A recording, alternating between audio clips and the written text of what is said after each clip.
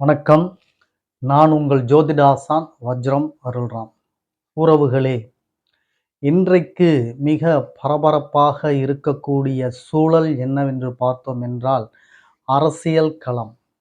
அரசியல்தான் இன்றைய காலகட்டத்தில் மிகவும் பரபரப்பாகவும், மக்களை பரபரப்பாகவும், சுறுசுறுப்பாகவும், எதிர்பார்ப்புகளோடு இருக்க வைக்கக்கூடிய சூழலை நாம் பார்த்து கொண்டிருக்கிறோம்.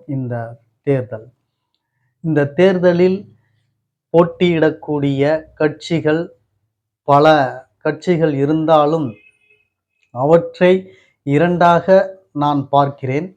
அவைகள் ஒன்று பழைய கட்சி என்னும் சொல்லக்கூடிய பெரிய கட்சிகள், இன்னொன்று புதிய கட்சிகள் என்று சொல்லக்கூடிய சிறிய கட்சிகள். நாம் சொல்வது போல பெரிய கட்சி, சிறிய கட்சி என்று எடுத்துக்கொள்ளலாம். இந்த கட்சிகளுக்கு இடையேதான் இன்று கடும் போட்டி, சவாலான போட்டி என்று கூட சொல்லலாம். அப்படி ஒரு கடும் சூழல் இருந்து கொண்டு இருக்கிறது.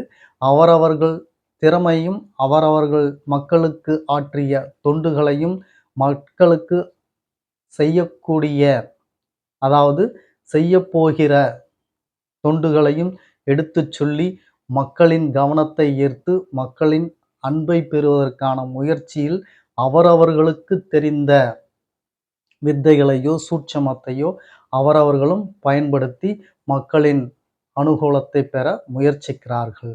இந்த கட்சிகள் என்னென்ன செய்கிறது, இந்த கட்சிகளில் எது மக்கள் மனதை கவர்கிறது, மக்கள் யார் பக்கம் என்பதையெல்லாம் பற்றி தான் இந்த பதிவில் நாம் பார்க்க போகிறோம். உறவுகளே, நல்ல சுவாரஸ்யமான பதிவு, முழுவதும் பார்த்து பயன்பெறுங்கள். அப்பதிவுக்குள் செல்வதற்கு முன்னால் புதிதாக நமது சேனலை பார்த்து கொண்டிருக்கும் உறவுகளே, நாம் உங்களுடைய உறவுகள், சொந்தங்கள் மற்றும் அக்கம் பக்கத்தில் உள்ள நண்பர்கள் அனைவரிடத்திலும் நமது சேனலை எடுத்துச் சொல்லி அவர்களையும் சப்ஸ்கிரைப் செய்ய சொல்லுங்கள். முதலில் நீங்கள் நமது சேனலை சப்ஸ்கிரைப் செய்யுங்கள். அருகில் இருக்கக்கூடிய பெல் பட்டனை ப்ரெஸ் பண்ணிக்கோங்க. லைக் பண்ணுங்க, ஷேர் பண்ணுங்க. இப்போ பதிவுக்குள்ளார போகலாம் வாங்க உறவுகளே.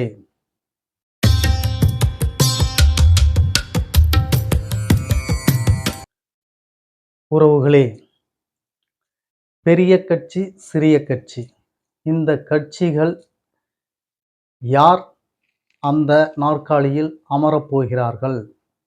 அந்த நாற்காலியில் அமர வைக்கப் போகின்றவர்கள் மக்கள்.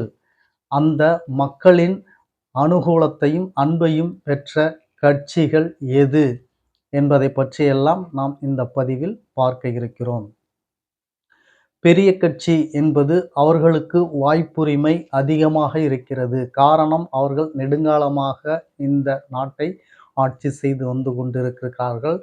அதனால் அறிமுக நபர்கள், அறிமுக தலைவர்கள் அவர்கள் செய்த நற்காரியங்கள் அனைத்தையும் எடுத்துச் சொல்லி வாக்கு சேகரிப்பதற்கு, மக்களிடத்தில் நாடுவதற்கு அவர்களுக்கு நிறைய வாய்ப்புகள் அதிகமாக இருக்கிறது.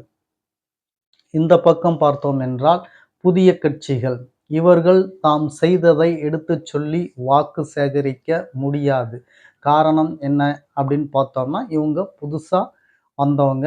இனிமேலும் இவங்க அந்த நாற்காலியில் அமர்ந்து இவங்க நல்லதை செய்து அதைத்தான் மக்களுக்கு சொல்ல முடியுமே தவிர, இவர்களால் நாங்கள் செய்தது இதுவென்று சொல்ல முடியாது. இவர்கள் இப்போது வந்தவர்கள்.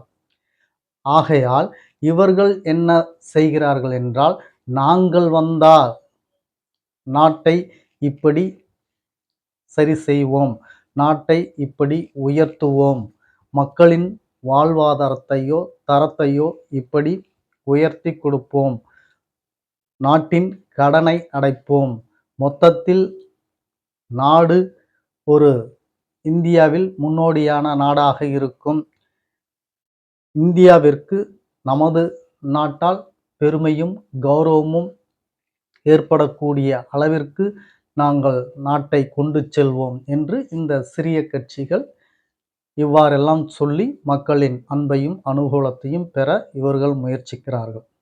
சரி, இவர்களின் செயல்பாடுகள் ஒரு பக்கம் இருந்தாலும் மக்களின் நிலைப்பாடு எப்படி இருக்கிறது என்று பார்த்தோம் என்றால், மக்கள் எப்பொழுதுமே ஒரே நிலையில்தான் இருப்பார்கள். மக்களின் மனோநிலை என்றுமே ஒன்றாகத்தான் இருக்கும். அது கடந்த காலமாக அப்படித்தான் இருந்தது. இனி காலம் இப்பொழுது நடந்து கொண்டிருக்க காலத்தில் பார்த்தீர்கள் என்றால், மக்கள் ஒருமித்த எண்ணத்தோடு இல்லை. அனைவரும் பிரிந்து விட்டார்கள். ஒற்றுமை என்பது என்ன என்று கூட இன்றைய காலகட்ட மக்களுக்கு தெரியவில்லை. ஏதேனும் ஒரு ஆபத்து என்றால் மட்டும்தான் ஒன்று கூடுகிறார்கள். அதுவும் சிலர்தான் ஒன்று கூடுகிறார்கள். பலர்கள் இன்னும் நமக்கென்ன என்ற அந்த குறுகிய மனப்பான்மையோடு அவரவர்கள் வேலையை பார்த்து கொண்டுதான் போகிறார்கள். தேர்தலுக்கு வாக்கு செலுத்தக்கூட வரவில்லை என்று சொன்னால் அவர்களையெல்லாம் என்ன செய்வது? தன்னுடைய குடியுரிமையான கடமை, தனக்கு இருக்கக்கூடிய ஒரு முழு அதிகாரம் அதுதான். அதையே பயன்படுத்த வர முடியாத ஒரு நபரெல்லாம் இருக்கிறார்கள் என்றால், இவர்கள் எப்படி ஒற்றுமையாக இருந்து சமுதாயத்திற்கு இவர்களால் என்ன இப்படியெல்லாம் ஒரு கேள்வி எழுகிறது. இப்படியெல்லாம் நிறைய பேர் பேசுகின்றார்கள். எனவே உங்களது குடியுரிமையை சரியாக வாக்கை செலுத்துங்கள். உங்களது உரிமையை தவற விடாதீர்கள். கட்டாயமாக வாக்கை செலுத்தி நீங்கள் உங்களது உரிமையை நிலைநாட்டுங்கள் என்று நானும் சொல்லிக்கொள்கிறேன். சரி, இந்த மக்கள் இன்றளவு சிதறிக்கொண்டு இருக்கிறார்கள் என்று பார்த்தோம் என்றால், மதத்தின் அடிப்படையிலும் சரி, ஜாதியின் அடிப்படையிலும் சரி, உறவுகள் அடிப்படையிலும் சரி, கட்சிகள் நிலைப்பாடுகளிலும் சரி, இப்படி கூறு கூறாக பிரிந்து கிடக்கிறார்கள். இந்த கூறு கூறாக பிரிந்து கிடக்கக்கூடிய வாக்குகள் எப்படி ஒரு முழுமையான வெற்றியை தரும், தீர்மானிக்கும் என்பதை நீங்களே எண்ணி பார்த்து கொள்ளுங்கள். இன்றைய காலகட்டத்தில் மிகவும் வேதனைக்குரிய விஷயம் என்னவென்றால், ஜாதி பார்த்து, மதம் பார்த்து வாக்குகள் செலுத்துகிறார்கள், வாக்குகள் கேட்கிறார்கள், வாக்குகள் கோரிக்கைகளை தருகிறார்கள். இப்படி செல்வது ஒரு ஆரோக்கியமான நிலையா என்று கேட்டீர்கள் என்றால், கண்டிப்பாக ஆரோக்கியமான நிலை இல்லை. எனவே இவைகளெல்லாம் தாண்டி, இவைகளுக்கெல்லாம் அப்பாற்பட்டு நாட்டிற்கு எவர் நல்லது செய்கிறார், நாட்டிற்கு எவர்கள் நல்லது செய்வார்கள் என்று யோசித்து நல்ல நண்பர்களை நீங்கள் தேர்ந்தெடுத்தீர்கள் என்றால்தான், ஒருமித்த எண்ணத்தோடு தேர்ந்தெடுத்தீர்கள் என்றால்தான் அது ஒரு சிறப்பான ஆட்சியை தரும், சிறப்பான நிலைப்பாட்டை தரும். இப்படி நீங்கள் பிரிந்து பிரிந்து இருந்து வாக்கு செலுத்தும் பொழுது அது முழுமையான ஒரு தலைவனை ஏற்படுத்தி தராது. மீண்டும் அது இழுபறியான ஒரு நிலையைத்தான் தரும். இன்றளவிற்கு மக்கள் எப்படியெல்லாம் பிரிந்திருக்கிறார்கள் என்று நாம் பார்த்தோம். இதில் புதிதாக இளைஞர்கள் வேறு, புதிதாக வாக்கு செலுத்தக்கூடிய உரிமையை பெற்று வரக்கூடிய அந்த கூட்டம், அவர்கள் ஒரு பக்கம், ஜாதி ஒரு பக்கம், மதம் ஒரு பக்கம், புதிதாக வாக்கு வரக்கூடிய இளைஞர்கள் ஒரு பக்கம்,